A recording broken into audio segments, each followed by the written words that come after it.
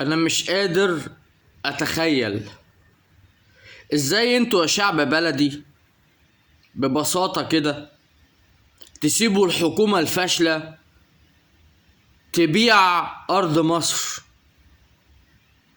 ازاي يعني؟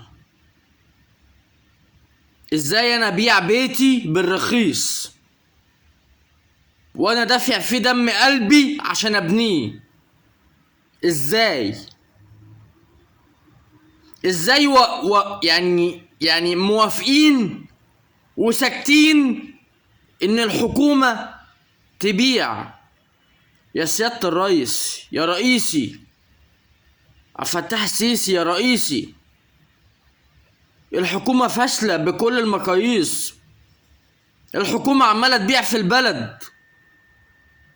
من فضلك يا رئيسي اتدخل، من فضلك يا رئيسي.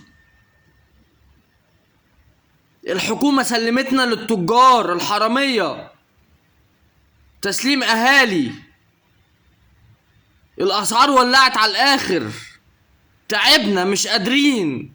من فضلك يا رئيسي بالله عليك اتدخل في الموضوع ده. انا عارف ومتأكد انك هتقدر تحلها وتعيشنا في امان وتخلي كل حاجة الاسعار فيها حلوة كويسة معقولة ونعيش. انا متأكد يا ريس. وانا برضو عايز الشعب يقول كفاية الحكومة دي. الحكومة عمالة تبيع في مصر، كل شوية تبيع، كل شوية تبيع، كل شوية تبيع.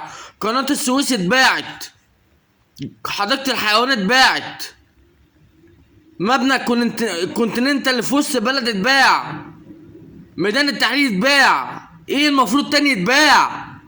احنا بقى هنتباع؟ ما هو ده اللي ناقص. يا شعب مصر كفاية النوم ده، كفاية الكسل ده. البلد بتتباع واحنا مش دريانين. من فضلك يا رئيسي، واقسم بالله افتخر ان سيادتك رئيسي. من فضلك اتدخل، من فضلك اتدخل شوف الحكومة اللي عمالة تبيع مصر، وشوف الاسعار المولعة. الناس بتموت من الجوع. من فضلك